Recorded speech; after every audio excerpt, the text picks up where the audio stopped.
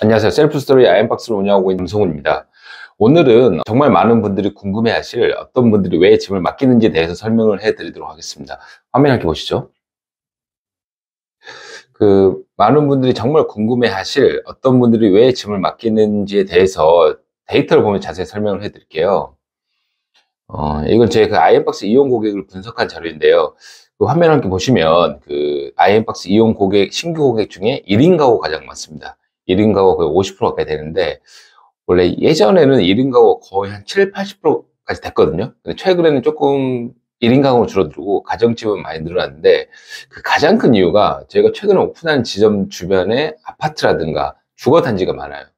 그렇다 보니까 꼭 1인 가구뿐만 아니라 가정집, 특히 신혼부부라든가 아이를 키우시는 분들 중에서 정말 많은 분들이 집을 맡기고 있어서 아래 보시는 것과 같이 가정집이 빠르게 증가했고, 호스텔을 이용하는 많은 분들이 개인의 보관 공간, 개인의 공간이 필요해서 맡겨주실 분들이 가장 많은데, 하지만 이제 개인의 보관 공간 다음에는 차이를 보이는 게 1인 가구 같은 경우는 이사 날짜가 맞지 않아서 맡기시는 분들이 많습니다. 그러니까 가장 큰 보관 서비스 이용할 가장 큰 이유는 개인 보관 공간이 필요해서 맡기실 분들이 많지만, 1인 가구는 개인 보관 공간 다음의 이유가 이사 날짜 상해서 맡기시는 거고, 가정집 같은 경우는 거의 이유가 비슷해요. 개인 보관 공간 필요해서 맡기시는 분들이 결국은 취미용품, 레저용품을 맡기시는 분들이다. 그 양상을 보이고 있고, 특히 이제 가정집 같은 경우는 이제 장점이 한 번 맡기면 계속 보관 기간을 연장하는 구독 서비스를 잡아서 보통 1년, 2년, 수년 단위로 맡기시는 이유가 큽니다. 그러면 조금 더 자세히 한번 분석을 해보면 제가 특정 지점을 분석한 자료를 보여드리겠습니다. 신림점 같은 경우는, 신림 1호점 같은 경우는 신림동에 위치했어요. 신림동에 위치했는데, 신림역에서 좀 멀리 떨어진 신림역에 위치했는데, 1인 가구 비율이 아주 높습니다. 1인 가구 비율이 63%고 가정집의 비율이 26%. 특히 신림 1호점 같은 경우는 26세에서 30세, 그러니까 좀 젊으신 1인 가구가 가장 많습니다. 그리고 북소녀 같은 경우는 40에서 45세, 그리고 가정집 비율이 67%. 그러니까 쉽게 이야기하면 1인 가구가 많이 사시는 분들은 젊은 1인 가구 분들이 집을 많이 맡기고, 가정집 주변에 있는 셀프 스토리지는 가정집 하시는 분들이 집을 많이 맡기십니다. 1인 가구 같은 경우는, 특히 신림점 1인 가구 같은 경우는 이사 날짜가 맞지 않아서 집을 맡기시는 분들이 가장 많고, 그 다음에 이제 북소녀 같은 경우는 가장 큰 이유가 결국은 앞에와 동일하게 개인 보관 공간이 필요해서 맡기시는 분들이 많지만, 결국 개인 보관 공간이 필요하신 분들은 어떤 취미용품, 레저용품, 용품을 보관하는 어떤 같은 이유로 이제 활용을 하시는 분들이 많아요. 그래서 거의 가정집 같은 경우 연령이 있으신 분들은 아까 말씀드린 것 같이 장기간 보관을 하게 된다. 근데 아마 이제 정말 많은 분들이 궁금해 하실 거가, 그러면 왜 집을 맡길까? 나 같으면 버리는데, 또는 이제 꼭 돈을 지불하면서까지 집을 맡겨야 돼 라고 하시는 분들이 있을 거예요. 근데 이제 이런 분들이 약간 생각이라든가 관점을 좀 바꿔보면, 이걸 가장 잘 설명해 준 게 기사로 있거든요. 그래서 제가 기사를 하나 가져왔습니다. 기사를 보겠습니다.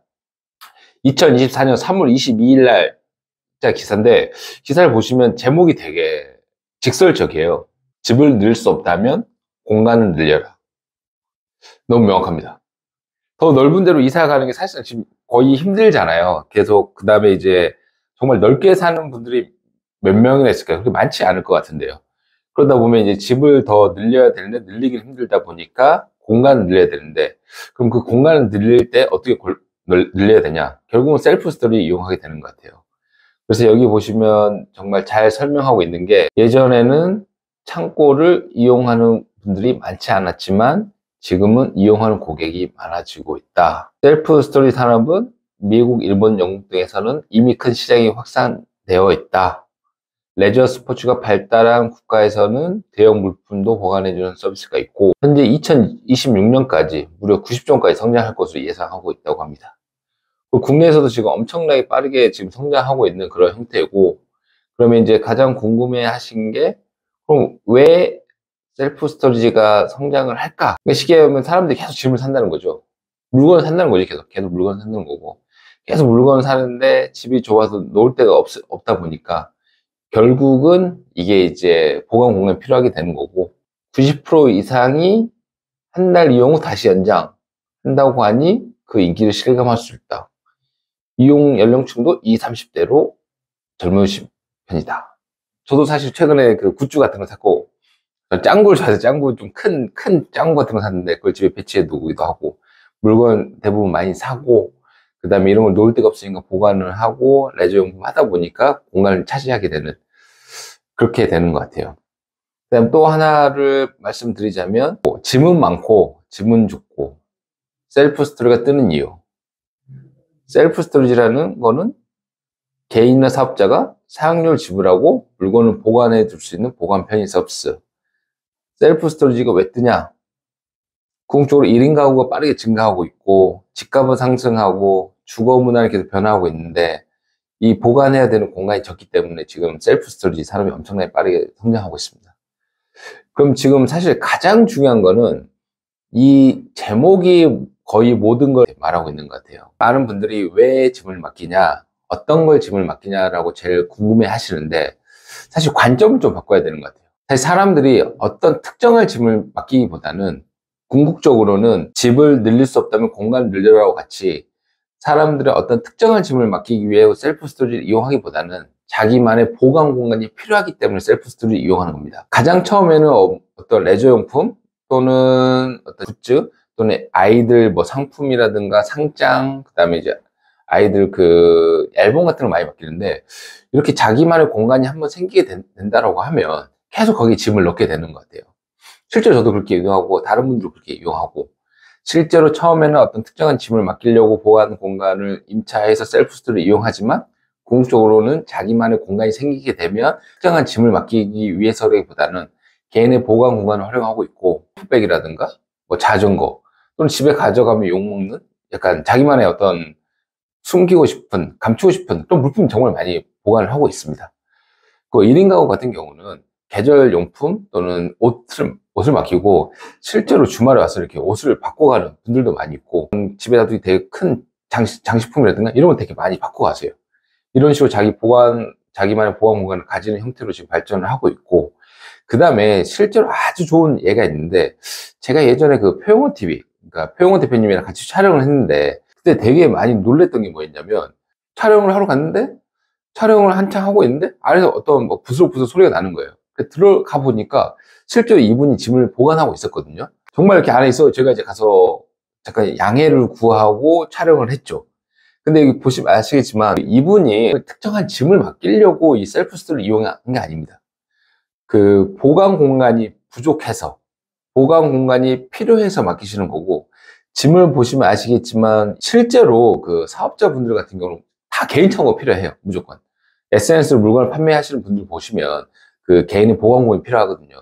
근데 지금 이용하는 고객님께서도 보시면 어떤 특정한 물품을 맡기려고 하기보다는 어떤 자기가 자주 사용하지 않는 이런 물품을 지금 맡기고 있는, 그 셀프 스토리를 누가 왜 이용하냐 이런 거 봤을 때는 이제 정확하게는 정말 1인 가구 같은 경우는 개인의 보관권이 필요해서 맡기는 비율이 크지만 이사 날짜가 약간 맞지 않아서 맡기시는 분 많고, 가정집 같은 경우는 너무 명확합니다.